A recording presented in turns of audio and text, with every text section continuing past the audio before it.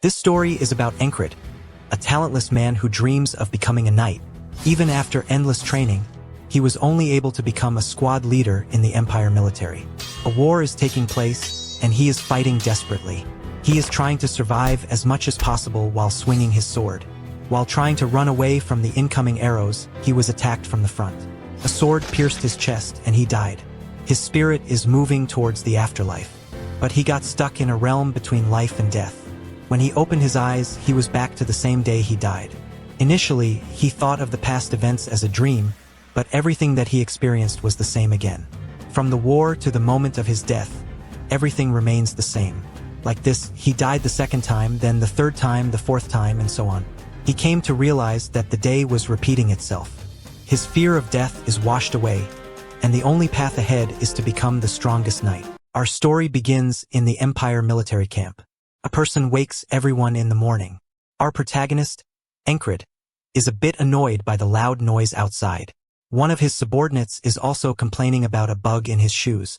With all this, his distressing day has begun. Enkrid narrates that after causing a lot of trouble, he got demoted to a squad leader for a bunch of idiots. The scene shifted to the beginning of the war. Enkrid continued his narration by stating that he did not possess any special powers and that he had only reached his current level through endless training. He mentioned that on this day he met his end. He had no talent, and his dream was out of his reach. He hoped that even if everyone laughed at him and told him that his dream would never come true, as long as there was a sword in his hand, he would one day become a knight. With that, after all the struggles, a sword pierces his chest. He dropped to the ground and met a pathetic death on the battlefield. His spirit traveled towards the afterlife. He opened his eyes to see a hazy scene. He was stopped at a realm between life and death.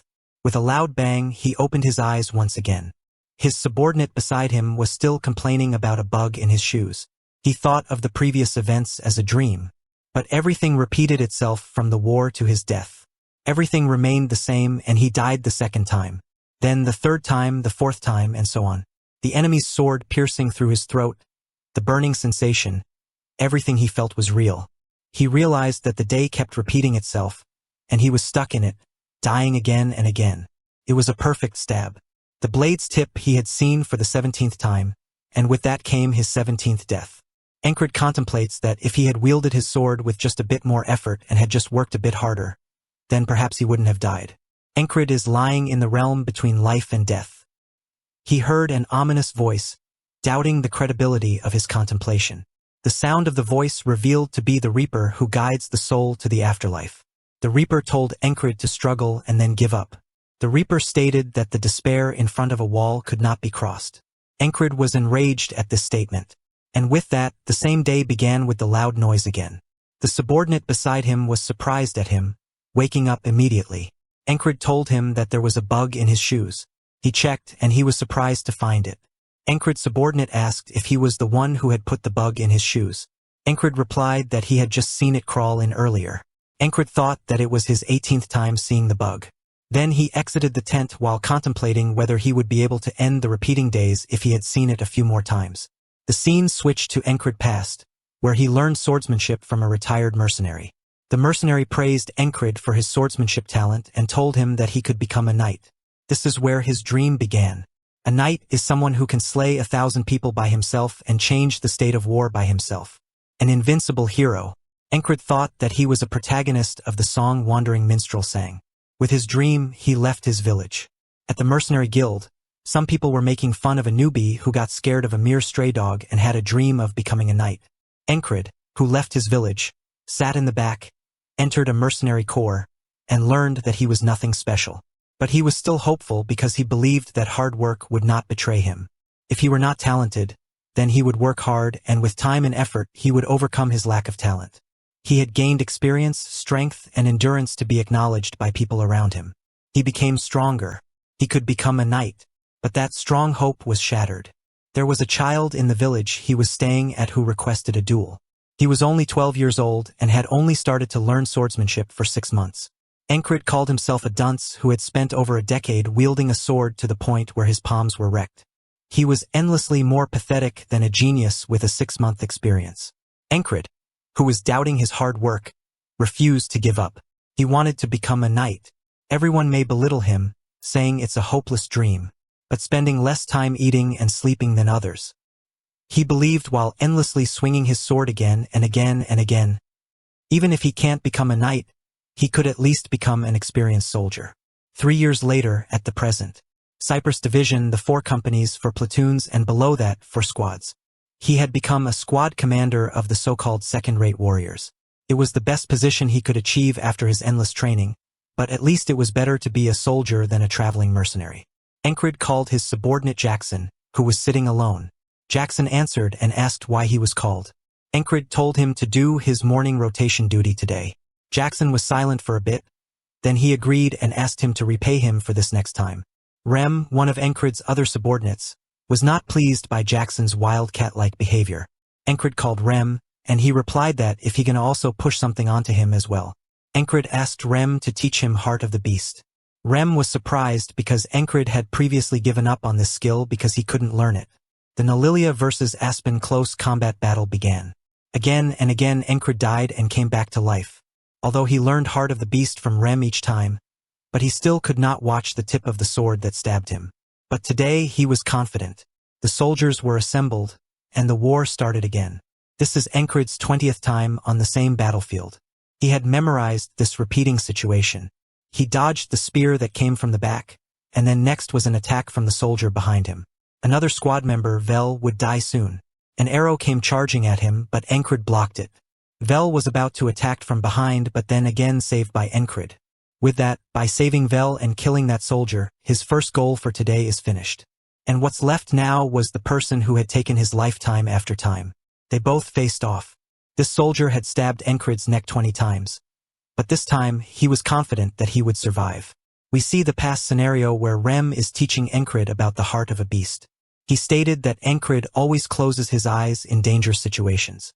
He swings his axe at him, just barely stopping around his neck. Encred's eyes were closed due to fear. Rem told Encred that if he closed his eyes on the battlefield, he would die. He needs to be brave and become someone who doesn't fear death. Just like a beast. This is what is called Heart of the Beast. In the present, the soldier attacked Encred. Encred contemplated that a beast is not afraid of death. And neither is he. Death is something that makes him stronger. With all his previous efforts, he finally dodged that stab. His heart was beating fast. For the first time on his 21st try, he dodged the stab. And just before he was about to counter, he initiated a stab from behind. Right at the neck of Encred, and he died again. In the realm between life and death, the Reaper appeared again in his boat, encouraging Encred to give up all the despair and to get on the boat. He told Encred to acknowledge his weak self. Encred refused, stating that the day would never come. He was happy because he finally saw the tip of the sword and dodged it. The same day began. Rem again was surprised by his immediate awakening. Encred was moving forward one step at a time, and he resolved to challenge the 22nd time again. In the midst of the war, with soldiers fighting for their lives, Encred thought to himself that this was the 33rd time. He darted at the sword, pointing at his neck, thinking he could see it clearly. He avoided the sword, believing he'd dodge it before it reached him. Yet the soldier, with swift movements, pointed his sword at Encred again. He gritted his teeth, thinking the soldier was too fast. Unable to maintain his composure, Encred kneeled down, and with a swift attack, his blue pendant tore off and fell to the ground. He recalled a time during his days as a mercenary when he had taken a few requests to subjugate monsters. He hadn't been compelled to do so, but had stumbled upon a place where he was asked for help. He decided to assist because his dream was to become a knight, and protecting the weak was a knight's duty. For killing the monsters and saving the village, a man told him that their village was poor, so all they could offer was a blue pendant. Encred had thought it was a laughable reward for risking his life. The old man, wearing a cloak and hiding his face, had told him he would grant what he desperately prayed for. Back on the battlefield, Encred lay on the ground, wondering while looking at the pendant if it could be the reason today kept repeating itself, just so he could become a knight. The soldier approached him, saying he must be in pain and offering him mercy by placing his sword to attack him. Encred tried to stand up, but his body only shivered. He looked at the soldier with glaring eyes, thinking that mercy was a joke. Watching him smirk shamelessly, Encred thought he was just a pervert who gained pleasure from stabbing people. The soldier then stabbed Encred in the back. A loud clang was heard as someone rang the bell. Inside the tent, Encred told Rem he had put an insect in his boot. Rem shouted, took the insect out of his boot, and asked if Encred had lost his mind, playing tricks right at the start of the day. But Encred walked away, telling him to stop talking and come out, stepping on the bug that came out of Rem's boot. He looked at Rem and told him to teach him the heart of the beast. With the sun out, hot and shiny, Rem jumped at Encred to attack him with an axe. Encred observed intently and managed to dodge the attack just in time. Rem gave Encred an interrogated gaze and asked what he was doing and how the skin of his heart had suddenly gotten thicker out of nowhere. Encred replied that he had trained, but Rem countered that it wasn't something that could happen so quickly. Encred thought that this had already happened more than 10 times. Rem said that there was no way his family's secret technique would be taught to another person. Encred thought it was like what he said, it was a sensation he learned from death. Encred turned back and said what was so important about that, adding that maybe he had learned it by chance. He checked some swords, took one out, and told Rem to have one more bout of sparring. Rem looked at him, smiled, and said that sounded great. Encred thought that even if he learned the heart of the beast, he would just get killed if he couldn't land a strike. Rem jumped at Encred to attack, and Encred dodged it again. Rem shouted, asking how long he was going to dodge while making a strike with his axe. Encred dodged the attack again, but barely this time. He thought that the only sword technique he possessed right now was the Valen mercenary sword technique. He gritted his teeth and thought it was an anomalous sword technique made by a mercenary known as Valen. It was a technique that a few spoke ill of and called it a petty trick. Rem laughed and told him his lower body strength was pretty weak. Encred thought that still, among what he had, it was the most decent technique. He got into position and rushed towards Rem with his sword, but Rem threw his sword away with his axe, and the sword fell to the ground. Encred looked at his hand, shivering, and recalled his death at the hands of the soldier. He recalled that for a moment there, he imitated the soldier's stab and called him a pervert. He thought that since he had been stabbed more than 10 times, his body remembered it. He drew his hand back and clenched his fist. Rem said that should have spilled some blood and added that, among what he had shown him so far, the stab just now was the most decent one, so it should go like that with some impact while showing Encred with his axe. He continued that Encred's hands should have bled and added that it was something like that doubts were too doubtful of Encred and this attack couldn't fail. Encred asked if that got blocked and what he should do next. Rem told him he should go with "he can't dodge that" and say "he's dead now." That would make sure he didn't lose the grip on his sword. Encred looked at his hand and thought that, although he explained it poorly, he understood what he meant. The difference between his stab and that bastard stab was that he didn't have confidence in his sword. He remembered fighting the soldier on the battlefield and how his neck was attacked, blood spilling from it, and how he fell to the ground coughing, with the soldier pointing his sword at him, calling it mercy, and piercing his back with it. He thought he had to stab with the intent to kill. He rushed at Rem, shouting, but failed again with his sword flying up in the air. He kept remembering the soldier's words of mercy and his death, thinking of taking one step forward at a time. No, he would advance even if it was just a quarter of a step. On the 111th day, on the 123rd day, and finally on the 124th day, he shouted and jumped towards Rem, pointing his sword at him. Rem asked if he had gone crazy. Blood spilled from his hand holding the sword. Rem told him his hands were worn out with blood gushing out and asked why he was laughing like a madman. Encred laughed while keeping his sword pointed towards Rem, thinking he had mastered the perverted bastard's stab. Encred shouted, thinking he needed to move a little faster, and charged towards the soldier with pure murderous intent. The soldier also lifted his sword to attack, but Encred's blade struck the soldier's helmet with fierce intensity. The soldier counterattacked, slashing Encred's neck. As blood spilled from his wound, Encred thought that his first stab attempt had failed. Refusing to blink, he kept his eyes wide open, determined not to let go of his sword. He held it with pure resolve, thinking about everything that had happened, from each clash of swords to the recent stab. All of it was just in his head. The soldier grinned, kicked Encred's chest as he lay on the ground, and taunted him, pointing his sword and calling it mercy. Encred, with not even a slight bit of fear in his eyes, told the soldier that tomorrow he would die. The soldier laughed and stabbed Encred, piercing his chest and remarking that the dead have no tomorrow. Blood poured out, and the blue pendant shone brightly. Encred, spotting a bug, crushed it underfoot and mentioned that he had seen him heading in a while ago. Rem looked at his foot and thanked him. Encred nonchalantly told Rem to take over his guard duty and walked away, leaving him wondering why he was ordering him around so casually.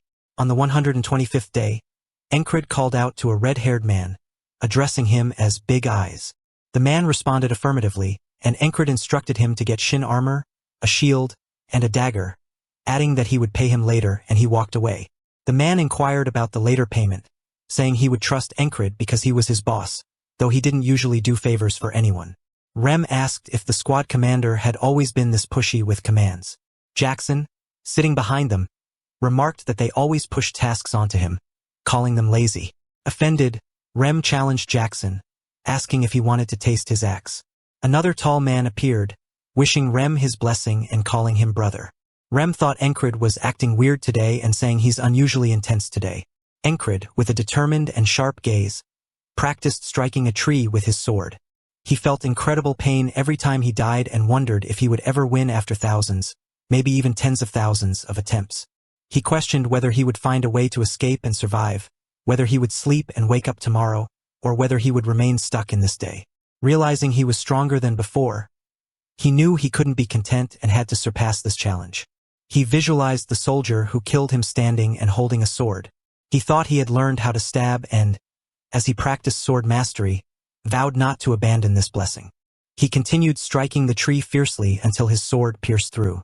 Encred tied his shoes, donned his armor, and resolved to keep moving forward. As the battle horns blew, he and his squad advanced. In the ensuing war, he fought, thinking that his survival was due to preparation, luck, and a cool head.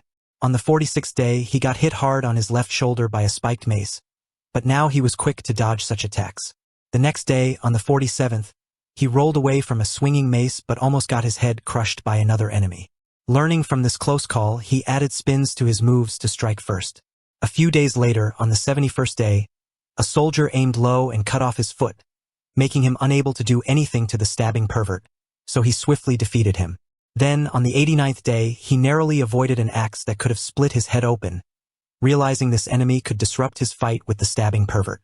Not willing to let him interfere again, he used his skill in throwing weapons to retaliate, ending the enemy's life with a well-aimed throw. Turning around, he spotted Vel right behind him, a reminder of how danger always lurked nearby. As he blocked an arrow shot by a sharpshooter called the Claw of the Hawk, Encred knew it was his turn to strike back. Facing off against the soldier he had labeled the stabbing pervert, they locked eyes with fierce determination. The soldier swung his sword aggressively, but Encred's armor protected him. Realizing he couldn't just dodge and stab, Encred charged forward, countering each attack carefully. Though the soldier was strong and nearly a prodigy, Encred adapted, using techniques from Valen mercenary swordsmanship. Shouting with determination, Encred aimed a powerful strike, which the soldier barely dodged before trying to strike back. But Encred regained control, shattering the soldier's sword in a decisive clash. As Encred prepared to finish the fight, an arrow aimed at him from behind but was swiftly blocked by Rem's axe. Encred then struck the soldier in the neck. Amid the chaos, Rem rushed forward, ready to confront the Claw of the Hawk, but Janix warned it was too late to help. With the soldier kneeling and blood on the ground, Encred stood silently, sweat dripping down his face as he looked into the soldier's eyes. With a final act of mercy, he ended the long battle by removing the soldier's head with one powerful stroke, showing his determination.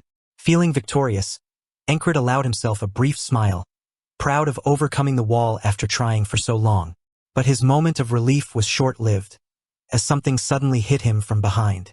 Rem rushed towards him, with Janix fighting behind him, pointing out a new enemy, the frog.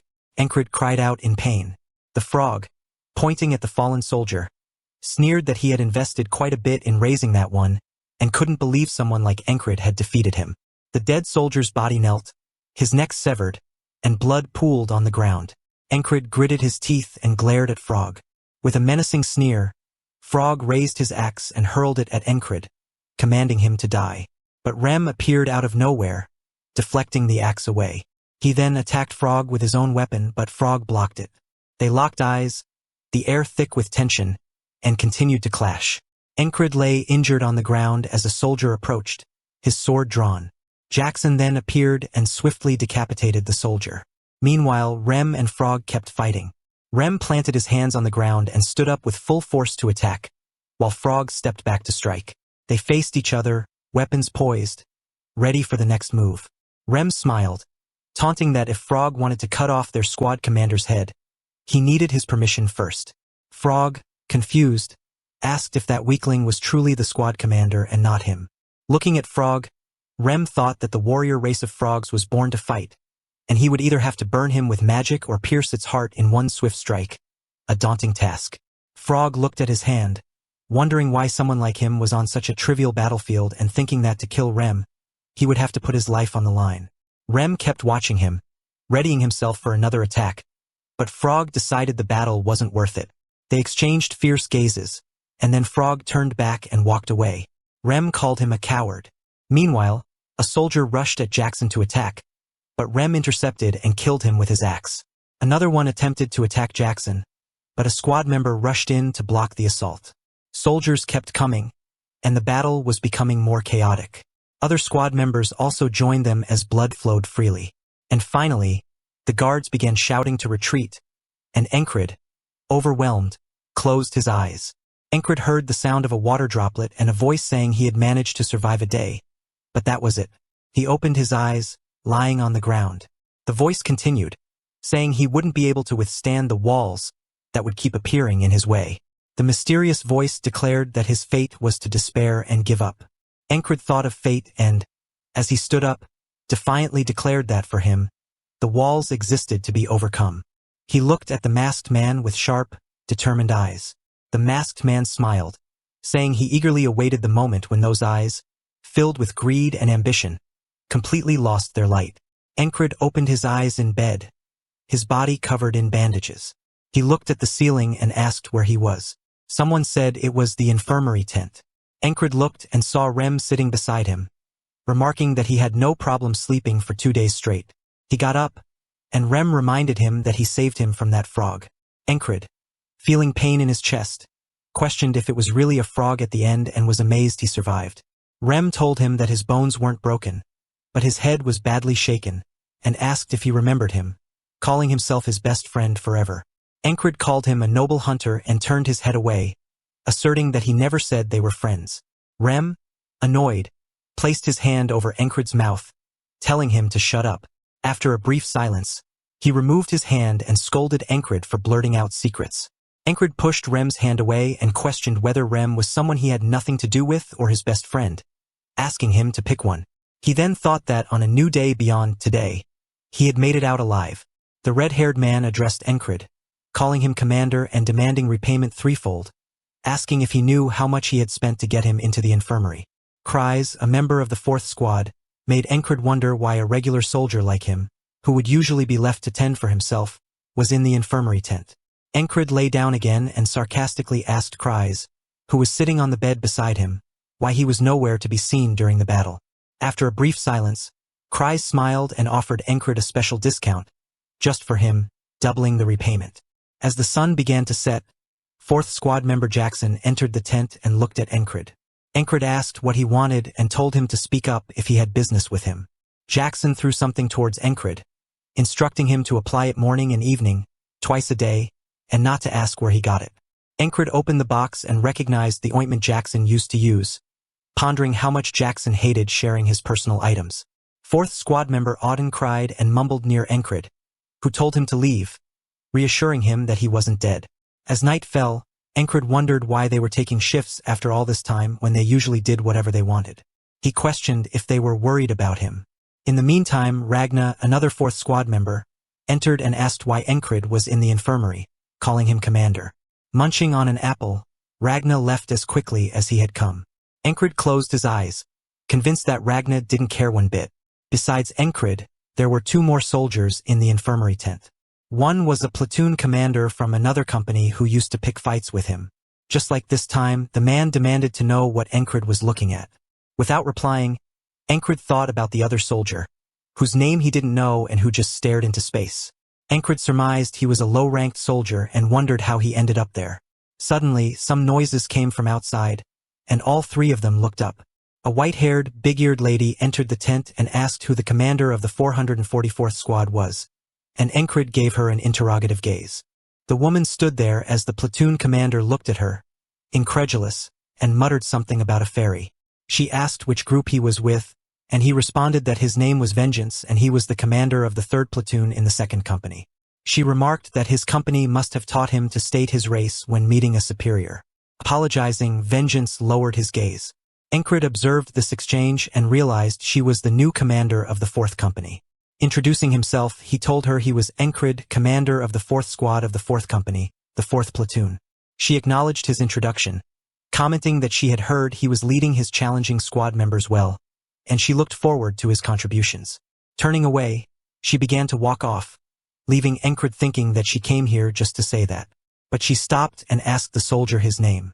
The soldier, caught off guard, mumbled and finally said his name was Krang. Encred wondered if he just made that up, noting his bad attitude in front of the company commander and wondering if he was a noble. She glanced at Krang one last time and left the tent, leaving Encred to watch her in silence. As the sun set, Encred clenched his fist tightly, thinking that most of the pain was gone and he could now put strength into his body, meaning it was time to start training. As he dressed, Vengeance asked where he was going. Encred replied that he was heading to the training area. Vengeance called him an idiot for acting tough when he was the lowest-ranking soldier, while Krang watched them silently. Lifting his sword, Encred reflected on the expensive training he had undergone in his youth. He recalled the stabbing pervert's stab at the last moment, pondering what would happen if that last-ditch attack failed. He realized putting all his eggs in one basket was risky. If that one attack failed, he would die. He thought about Rem's lethal axe attacks but was interrupted by Krang's comment that he was working hard. Opening his eyes, he saw Krang sitting in front of him, pointing out that Encred's hands were twitching in the barracks, and now he was spacing out here. Encred explained that he was training his grip strength and replicating his battle. Krang asked why he was doing that, and Encred bluntly replied that he wouldn't get screwed. Krang inquired if he wanted to become something by preserving his life, making Encred reflect on his dream. A dream often mocked by others due to his lowly talent, but one he never stopped desiring to accomplish. He told Krang he wanted to become a knight. Krang looked shocked, and Encred noted it was the first time someone hadn't laughed at him for this dream. Krang stood up, saying he forgot, and suddenly remembered something he needed to do, then walked away. Encred felt strange support for the first time, and Krang smiled, telling him to remember his name as a friend if he became a knight. The next day, soldiers sat together while one shouted about the hero of the battlefield, Cypress. Inside the tent, Vengeance complained about the delayed morning ration, accusing the servers of planning to eat it all by themselves. Encred, after waking up to the wandering minstrel and waiting for breakfast, took a leisurely walk instead of heading to the training area. Jackson asked about his injuries, and Encred replied that the medicine worked well, thanking him. Jackson urged him to hurry back if he was thankful. That night, as Encred lay on his bed, he said good night to Krang, who replied in kind. Encred thought sleeping early was all he did. Vengeance called them crazy bastards, accusing them of talking nonsense. Encred closed his eyes, thinking it was a day of doing nothing. The next morning, Encred woke up to the shouts of Cypress, the hero of the battle. Sitting up, he wondered if the wandering minstrel had come again. Vengeance loudly demanded to know why the morning rations weren't there yet, accusing the servers of planning to eat them all by themselves. Encred, irritated by the repetition, suddenly thought something. He went for a walk and found Jackson, who asked about his injuries. Encred repeated that the medicine worked well and thanked him, realizing it was the same day as yesterday. Recalling a mysterious voice about another wall stopping him, he wondered if he had died without noticing. Feeling more determined, he now knew he had died, seeing the huge wall in front of him as another challenge. That night, lying in bed, Encred pondered who and how they had killed him. He considered that the enemy would have needed to get through all defenses to reach him, something only possible for knights. He wondered if a hidden assassin was the culprit, skilled in assassinations and familiar with the medical barracks. Recalling the fairy woman, he suspected she might have come to scout the location. He decided to confirm this by waiting for the assassin, planning to scream and wake the other soldiers if he saw her. Suddenly, a needle struck him in the neck. He thought, a poisonous needle? He hadn't even seen the assassin enter. He cried out in pain and fell off his bed, realizing he couldn't move or speak. This was a potent numbing poison. He wondered if this was why he died without ever knowing the reason. His thoughts shifted to the others in the tent as he looked at Vengeance, who lay unconscious with a needle in his neck. He thought about Krang and then noticed a man in a cloak standing beside his bed. It's that bastard, the assassin, he thought, and he tried to reach him. The assassin pointed his sword at Krang and stabbed him brutally in the chest. Encred was shocked and helpless. Suddenly, someone cut the tent with a sword, and Encred saw another assassin in a red cloak. He looked at the ears and the weapon in her hands and thought so it was really her, the company leader. The day repeated again, and as the morning began, the wanderer shouted, asking who the hero of the battlefield was, with the soldiers answering Cyprus. Sitting on his bed, Encred thought about the same morning occurring 3 times in a row. He recalled the assassin attack and how he had stayed alert but couldn't detect their presence. This wouldn't be easy, he realized. Plus, there was the company commander to face right after stopping the assassins. He felt a sense of helplessness, much like a few days ago during a fight with the stabbing pervert. But he remembered he had won that fight, so he'd definitely find a way. Determined, he walked out of the tent, thinking that as long as he didn't give up, he'd be fine. He removed the blanket, and Vengeance asked what was wrong with him today, saying he was acting crazy. Encred realized he had been wrong in assuming the assassins would have already infiltrated the base by then and decided to be wary of the outside. As he put his sword in its case and looked aside, Vengeance called him a crazy bastard, asking if today's training was to catch cockroaches with a sword, adding with a smirk that it was fitting for low-life soldiers. Encred turned back and told Vengeance he didn't know he cared so much about him. Vengeance, with sarcasm dripping from his voice, called him the son of a butcher. Encred looked at him and thought he was being sarcastic too. Vengeance shouted at him to screw off, saying he didn't even want to see his face. Krang came in, asking if they were arguing and if he should come back later. Encred said it was fine and invited him in. Vengeance called them annoying bastards. As he watched Krang set up his bed, Encred thought that, considering how observant the assassins were of him, Krang must be their target. He felt suspicious of Krang, wondering who he was, and decided not to dig into something his opponent wasn't willing to tell him. Unlike those crazy bastards lying and doing their stuff, pointing towards his squad members. However, since he was involved in the assassination, Encred felt it was okay to ask. He called Krang by name and asked who he was. Krang looked at him in silence for a while. Receiving no response, Encred wondered if he had phrased it wrongly. Perhaps his conversational skills were on par with Rem's. Krang finally responded, inquiring about the question and adding that it wasn't something he could tell him. Encred asked why he couldn't tell him. Krang explained that it was a long story. Encred remained silent for a while, then added that if he said so. Vengeance got offended, asking Encred if he was kidding him and saying that if he was just going to accept that kind of answer, then don't even ask in the first place, calling him a shithead. He shouted, pointing his finger, and demanded to know if Krang or Crab, whatever he was from this country, considering his manners, and asked Krang to be honest and tell him which country's spy he was. Krang looked at him in pure silence, frightening Vengeance. He then moved towards his bed and said he hadn't and wouldn't betray the kingdom. Encred looked at him, noting an aura like that of a knight in his eyes and movements. Vengeance asked if that was how he should be speaking to his higher-ups. Krang called him sir and laughed. Encred thought that Krang wasn't a knight since he was powerless against the assassin, but he was definitely hiding something. Krang wished Encred a good night. Encred wished him the same, while Vengeance only cleared his throat. Encred wondered if Vengeance was scared of Krang because of what had happened earlier, as he had been strangely calm. He then looked outside and thought that if the assassins were to barge in, they would all die. He got up and started walking away. Vengeance asked what he was doing instead of sleeping. He told him that assassins were going to invade the tent soon and asked him to cooperate if he wanted to live. Vengeance looked at him in confusion, then lay on his bed, turning away from him, and said he must have lost his mind. Krang was also sleeping soundly. Encred looked at them and thought that was the reaction he expected. Suddenly, he heard someone say how he had noticed.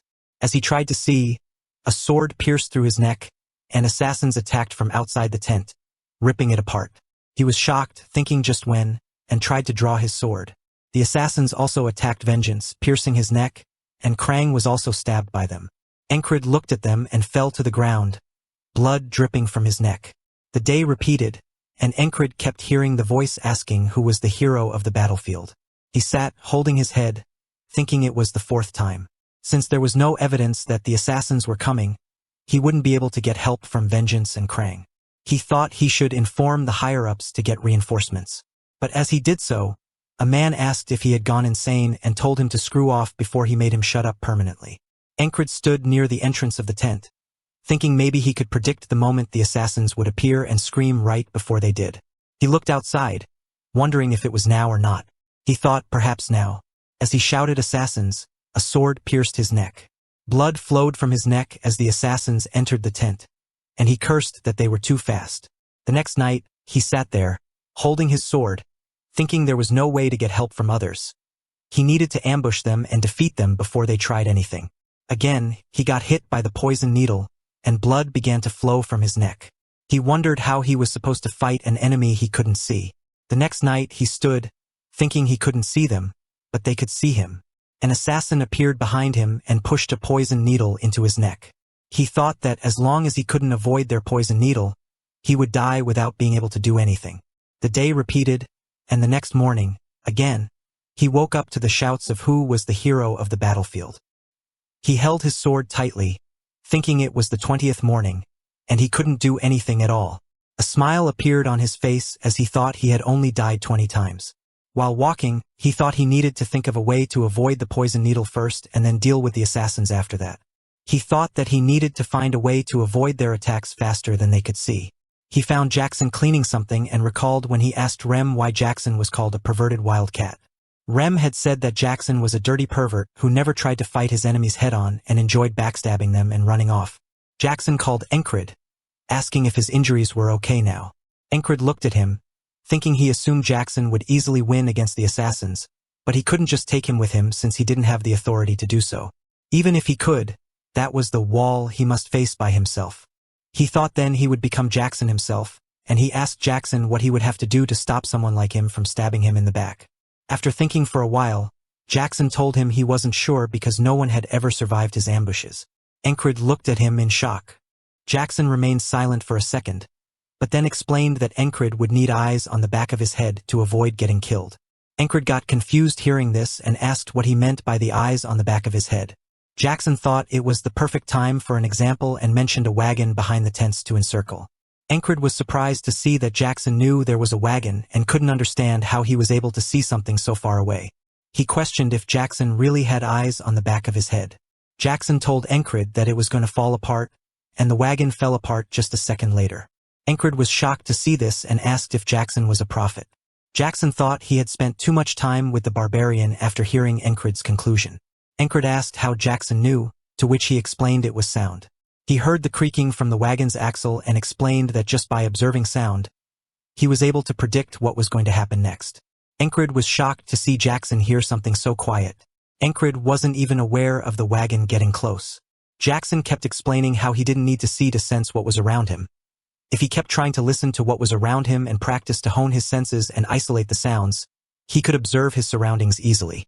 Encred was grateful to Jackson for giving him such a detailed explanation and thought Jackson was too lazy in the beginning to even properly respond to him. Jackson said he was lazy, but this was better than babysitting himself. Jackson thought nowadays it felt like Encred wouldn't give up addressing him as the squad leader. During the night, while practicing to hone his senses, Encred hit the second wall in the form of faceless death. He needed to sense the assassins in order to live. He observed the surroundings using sound waves and realized regular footsteps meant it was the patrol, and he could also hear the sound of the torches. He tried to pinpoint the killer. He struggled to locate the killer, got assassinated, and failed. The next day, after waking up, he heard voices asking who's the hero of the battlefield. The voices yelled the name of Cypress. He got out of his tent and realized that even though he hadn't taken a step forward, his body remembered everything clearly, and he had learned a lot. He heard Jackson's words explaining how, just through sounds alone, he could gain a lot of information about his surroundings and could tell the location of something based on the intensity and direction of the sound. Once he could hear faraway sounds that were extremely faint, he might as well use his ears as a second pair of eyes. Jackson snapped his finger and explained that the sound waves traveled in all directions, no matter how silent they were. In such a chaos of thousands of sounds mixed together, it was needed to isolate one single wave. Encred started practicing and could hear the people chatter about stuff like a new beauty in town and someone talking about why they took another person's neck. Encred questioned what sounds were mixed among the entangled sound waves and tired of focusing more on categorizing and isolating them. He tried to observe the flags and counted them from 7 to 10. He heard the people marching and felt the waves of wind. He observed all the familiar and unfamiliar sounds but got disturbed by Krang, who addressed Encred as NC and asked what kind of training he was doing. I got annoyed by the nickname, and Krang asked if he was okay with it. Encred said it wasn't okay, but he didn't care either way. Encred told Krang that he was just sitting like an idiot, and it didn't look like he was training. Krang said Encred wasn't an idiot who wasted time. At night, while observing, Encred realized the faceless assassin was trying to kill him but got hit in the neck before that, and the assassin killed Krang as well. Encred felt hopeless as Krang died, and he realized it was his 33rd failure. He tried once more and kept failing and failing. He realized he didn't need more experience or divine intervention. There was no sudden realization either. He just needed to repeatedly do what he needed to do. Encred opened his eyes as he sensed someone. It was Krang, who was surprised because he thought he snuck up on Encred but still got caught. Krang realized he was training for perception since his eyes were closed for a while. Krang said Encred wasn't an idiot who wasted time. At night, Encred's eyes widened as he realized the assassin and dodged the attack. He pulled out his sword and quickly pushed the assassin back. Encred, with a crazy look on his face, he realized he had succeeded. He was no longer going to experience a faceless death. The assassin got mad and rushed forward to attack Encred. Encred realized he wasn't as good as the stabbing pervert and thought he could handle this assassin. Encred realized vengeance was already stabbed in the throat while Krang got up anxiously. He focused on the assassin since he was still experienced and could kill Encred. The assassin threw a knife towards Encred, which he barely dodged. Encred saw the ferry company commander enter the tent and jumped in to stab first to avoid death. The assassin addressed the ferry commander as a guard and threw sharp objects towards Krang, trying to kill him. Krang, in complete confusion, froze in fear, and the ferry commander jumped towards Krang, trying to protect him from the sharp objects. Encred realized she wasn't with the assassin and came to protect them. He didn't care about this and rushed forward to not lose his chance to kill the assassin. The assassin used his knife to defend himself from Encred's attack and quickly ran away to save his life. Krang realized the assassin was here for him. Encred knew, which shocked Krang, and he questioned Encred. Encred explained that no one would pay for an assassin to kill a boot like him out of vengeance. The ferry commander praised Encred for his speed. Encred realized she was an ally until now and won't let anything be known or leave witnesses. Encred remained silent for a while, and Krang asked the ferry commander a favor. He didn't want anyone to die. The ferry commander bows and understands his command. It included the platoon commander's vengeance too, who wasn't dead yet. The ferry commander assured me that they had the antidote, so he would be fine even after getting stabbed in the neck with poison. Encred realized she knew about antidotes as well. Krang thought they needed to clean up the mess that the assassin left behind so people could not find out about it. I thought it would be fine as long as no traces were left. Krang tried to find an easy way and set the whole tent on fire. Everyone rushed towards the medical tent, worrying about the fire. Encred and Vengeance survived, and Encred thought that with the fire, all the traces would get burned. So there was nothing to worry about and the people would take care of the aftermath. During the night, while walking through a jungle, the commander fairy told Krang that he would have been dead without the squad leader. She asked if he changed his mind because of Encred. He said she was right and he thought Encred was interesting. He had been trying to avoid people, but Encred rubbed one off on him. He smiled as he thought about Encred. Krang decided they'd meet again, but in their representative roles next time. Encred saw the curse fade away, cautioning him that he would see him again. Encred looked ready for it. The next day, Encred thought he had confronted the repeating day once more. He survived the silent death, and now he can sense the presence of most things. He was worried about why he still couldn't sense the ferry commander and thought he had a lot to do when he was going to get back. Encred was happy he didn't get hurt and could return immediately. The platoon commander, with an annoyed face, asked why Encred saved him from the fire. Encred got annoyed and questioned why the platoon leader disliked Encred so much. Encred told him that he saved the Vengeance from fire because they're comrades, and he doesn't need any more reasons. Vengeance remained silent and labeled Encred as selfless because he didn't treat Encred well before and yet got saved by Encred. He asked if Encred was returning, to which Encred said he was, and Vengeance cautioned him about the trashy vibe of his squad these days. Encred asked if something had happened. Vengeance explained that there was a rumor going on about the base being cursed. Ragna called Rem an underdeveloped monkey and told him not to mess with him. Rem got annoyed, and everyone started running because the squad was fighting again. Everyone understood they were acting like animals because their squad leader, Encred, wasn't here. Rem picked up Ragna and threw him on the ground, messing up people's tents. Ragna got up and attacked Rem, but he dodged it and punched Ragna very hard. Rem was about to use his axe to destroy Ragna while everyone was saving themselves because they had weapons now. Ragna gripped his sword and was ready to split Rem in half. The people tried to find the other squad members who could stop Ragna and Rem, but no one was around. Enkrit came to the base and saw them fighting. He didn't care if they were called curses. He was just happy that they were his curses. Enkrit yelled at them to stop, which surprised them. They questioned him when he got back and asked how he wasn't already dead. Enkrit said he didn't know how he was alive, but he would definitely go crazy if they kept this up. To be continued. If you want to watch the next part, then like and subscribe and let me know in the comment of what recap you want to watch next.